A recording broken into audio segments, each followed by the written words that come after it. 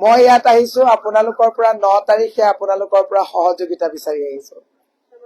এইকাৰণে সহযোগিতা বিচাৰিছো, সুদীৰ্ঘ 26টা বছৰ মই বিৰোধীৰ পক্ষত থাকি বিৰোধী হিচাপে ৰাইজৰ প্ৰতিটো সমস্যা, পাহাৰৰ মাটিৰ সমস্যা, খোৱা পানীৰ সমস্যা, কৃত্ৰিম বানপানীৰ সমস্যা, পদপথৰ বেপাৰীসকলৰ সমস্যা, জেজেএমৰ ঠিকাদাৰসকলৰ সমস্যা, NRHৰ সমস্যা, আমাৰ ৰান্ধনীসকলৰ সমস্যা, শিলশাকুৰ উচ্ছেদিত পৰিয়ালসকলৰ সমস্যা, APDCL কৰ্মচাৰীসকলৰ সমস্যা, কোভিড কৰ্মীসকলৰ সমস্যা, শিক্ষকসকলৰ সমস্যা, জাতি জনগোষ্ঠীয় সমস্যা, গৃহৰক্ষীসকলৰ সমস্যা, বিভিন্ন সমস্যা মই সন্মুখৰ পৰা আৰু বহু সমস্যা মই ৰাইজৰ লগত 26 বছৰ মই বিৰোধী পক্ষত আপোনালোকৰ হৈ আৱাজ দি আহিছো নে নাই? কা আন্দোলনৰ সময়ত মই 17 বছৰ বিজেপি কৰিছো আৰু কা আন্দোলনৰ সময়ত মই সমূলাংশে ৰাইজৰ পক্ষত থাকি ৰাইজৰ যাতে ভৰিৰ তলৰ মাটি যাতে চৰকাৰে অতৰাই বহিৰাজ্যৰ বিদেশৰ যাতে মানুহক ইয়াত স্বদেশী কৰাৰ যি ষড়যন্ত্ৰ কৰিছিল তাক নস্যাৎ কৰিবৰ কাৰণে কা আন্দোলনৰ বিৰোধিতা কৰি বিজেপিৰ পৰা মই সম্পূৰ্ণভাৱে মুক্ত হৈ ওলাই আহিছো। আৰু আজি মই আপোনালোকক কৰজোৰে আহ্বান জনাইছো, এই পাহাৰ অঞ্চলত থকা ৰাইজসকলক যে আপোনালোকে এবাৰ মোক সুবিধা দিয়ক, মই প্ৰমাণ কৰি দেখুৱাম যে আপোনালোকৰ জনপ্ৰতিনিধি যদি আপোনালোকে মোক পঠায় বিধানসভাত আপোনালোকৰ বসুন্ধৰাৰ জৰিয়তে আপোনালোকক গৃহহীন কৰিব বিচৰা, ভূমিহীন কৰিব বিচৰা চৰকাৰৰ চক্ৰান্তক মই সন্মুখৰ পৰা যুঁজিম। আপোনালোকে মোক সহায় কৰিবনে নকৰে?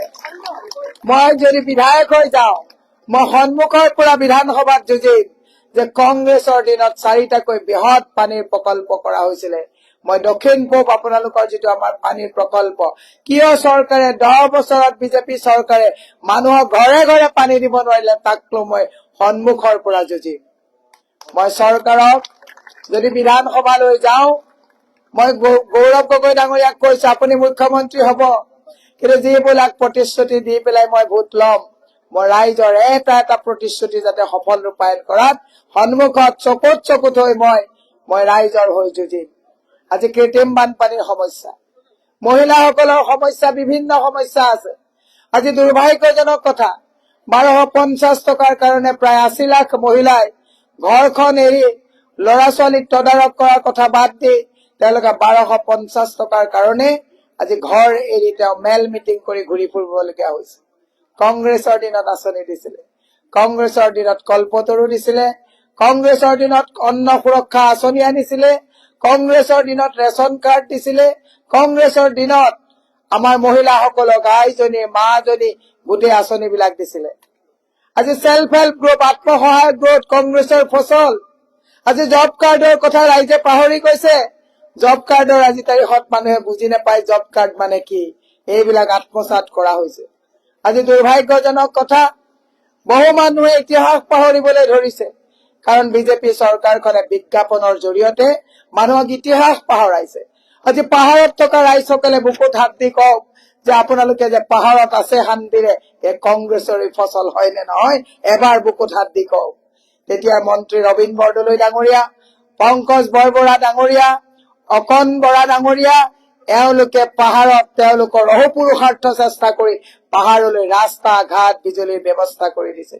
কিন্তু এইখন চৰকাৰে সবকা সাথ সবকা বিকাশ বুলি কৈ বসুন্ধৰা 1, বসুন্ধৰা 2, বসুন্ধৰা 3ৰ জৰিয়তে পাহাৰত থকা খিলঞ্জীয়া আমাৰ যিসকল খাটি খোৱা লোক, যিসকলে কৰ্ম আৰু পৰিশ্ৰম কৰি শ্ৰম প্ৰাণ কৰি পৰিয়ালটো ইয়াত পাহাৰত বসবাস কৰি আছে, আজি চৰকাৰে বসুন্ধৰাৰ জৰিয়তে আপোনালোকক গৃহহীন কৰাৰ কেবিনেটত সংকল্প লৈছে। তাৰ পৰিৱৰ্তে প্ৰিমিয়ামৰ নামত যিসকলক মাটিৰ পট্টা দিয়াৰ কথা কৈছে, RCC ঘৰ যদি কোনোবাই বিনাইছে তেতিয়াহ'লে তেওঁলোকে 18 লাখ টকাৰ প্ৰিমিয়াম ৰাখিছে, আৰু তৰ্জাৰ বেৰৰ যদি আসাম টাইপৰ ঘৰ কৰিছে 6.5 লাখ টকাৰ প্ৰিমিয়াম কৰিছে। মই পাহাৰত থকা ৰাইজসকলক সুধিছো যে আপোনালোকে 18 লাখ টকা দিব পাৰিব নেকি? আপোনালোকে পাহাৰত কোনোবা তেনেকুৱা 18 লাখ টকা দিব পৰা কথাত মানুহ আছে নেকি? নাই। পাহাৰত তৰ্জাদেৰ লগাই থকা মানুহে 6.5 লাখ টকা প্ৰিমিয়াম দিব পাৰিব নেকি? নাই।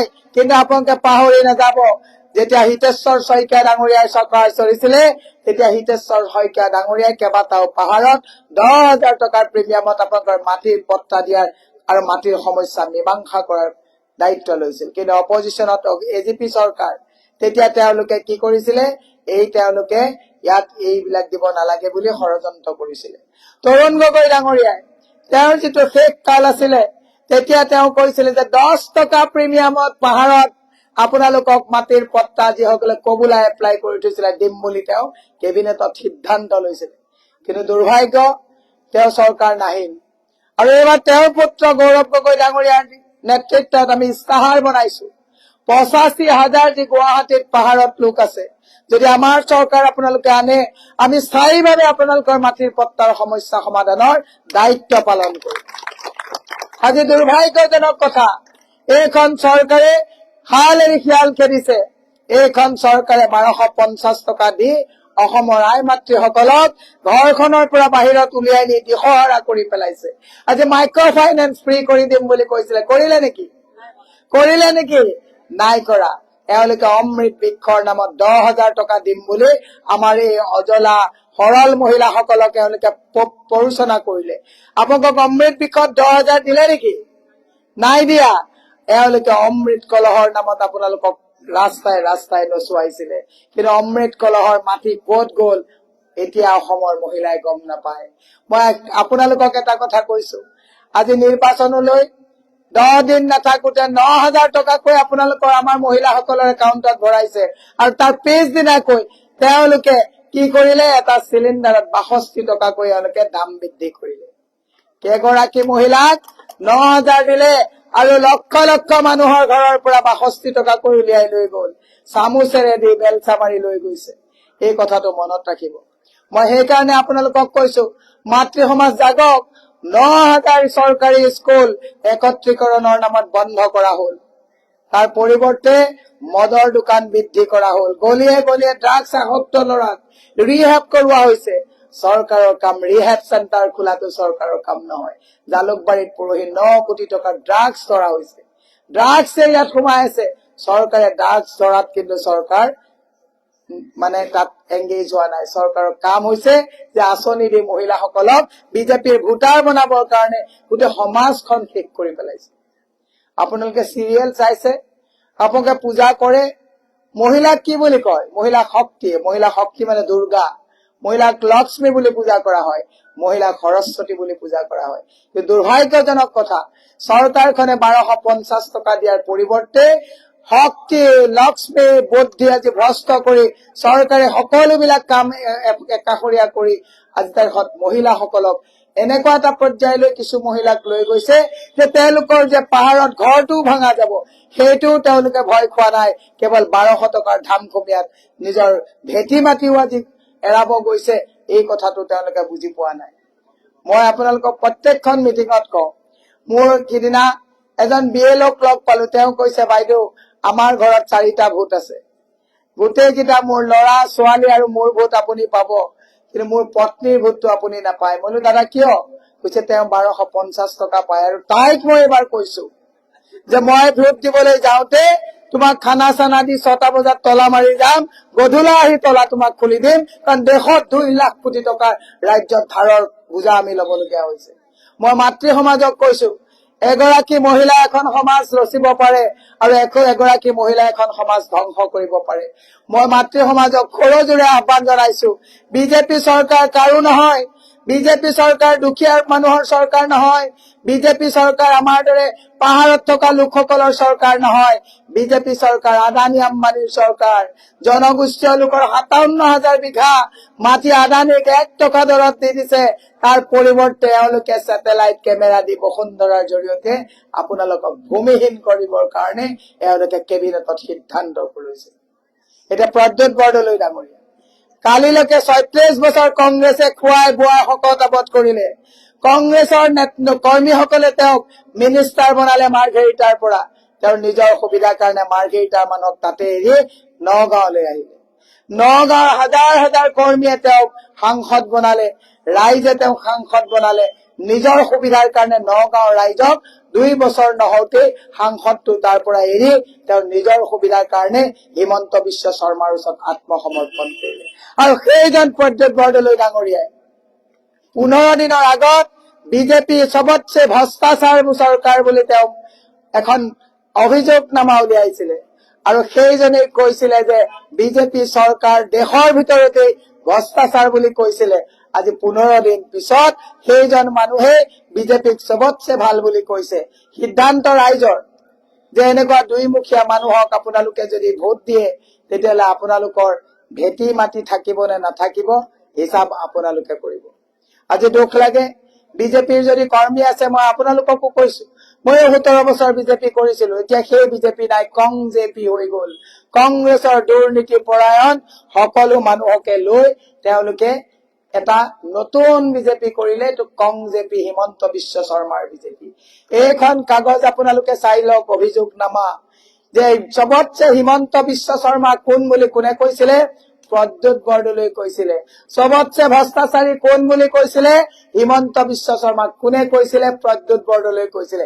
কেতিয়া কৈছিলে? 15 দিনৰ আগত কৈছিলে। আৰু 15 দিনৰ পিছত হিমন্ত বিশ্ব শৰ্মাক ধোৱা তুলসী পাত সজাই নিজৰ সুবিধাৰ কাৰণে এখেতে কংগ্ৰেছৰ কৰ্মীসকলক লাখ লাখ কৰ্মীক নিথৰুৱা কৰি তেওঁ নিজৰ সুবিধাৰ কাৰণে আমাৰ দলটোকে তেওঁৰ নষ্ট কৰিবলৈ প্ৰয়াস কৰিছে। মই সেইকাৰণে তেওঁৰ কথা বেছি নাপাতো। প্ৰকাণ্ড তেওঁক ধনী মানুহ কংগ্ৰেছে বনালে। আজি বিপদৰ সময়ত কংগ্ৰেছক তেওঁ বিপদত পেলাই বিজেপিৰ বুকুচাত উঠিলে নিজৰ পুত্ৰ স্নেহৰ কাৰণে, কাৰণ তেওঁ 30 বছৰীয়া পুতেকটোকো মন্ত্ৰী বনোৱাৰ সপোন দেখিছে। সেইকাৰণে মই আপোনালোকক কৈছো, তেওঁলোকক লাগে মানে লাগে। মই দীঘলীয়া নকৰো, আৰু মিটিং আছে। আপোনালোকক এটা প্ৰতিশ্ৰুতি মই দিছো যে মোক এবাৰ বিধায়ক বনাওক। মই আপোনালোকক প্ৰমাণ দিম যে বিধানসভাত যে পাহাৰত বুলডোজাৰ লগোৱাৰ আগত মোৰ বুকুৰ আগেদি বুলডোজাৰ আহিব লাগিব। মই যদি বিধায়ক হওঁ, ইয়াত চৰকাৰে বুলডোজাৰ আনিব নোৱাৰিব। মই আপোনালোকক প্ৰতিশ্ৰুতি দিছো। তেওঁলোকে কৈছে যে মীৰাবৰ ঠাকুৰ পাহাৰত আগতে গৈছে, তেওঁলোকে শেষ ৰাতিৰ খেলৰ কথা কয়। মই হাত জোৰ কৰি অনুৰোধ জনাইছো, এজন ভোটাৰে যদি এবাৰ বুটাম টিপুতে ভুল সিদ্ধান্ত লয়, 5 বছৰলৈকে কক বকাই থাকিব লাগিব, পাহৰি নাযাব।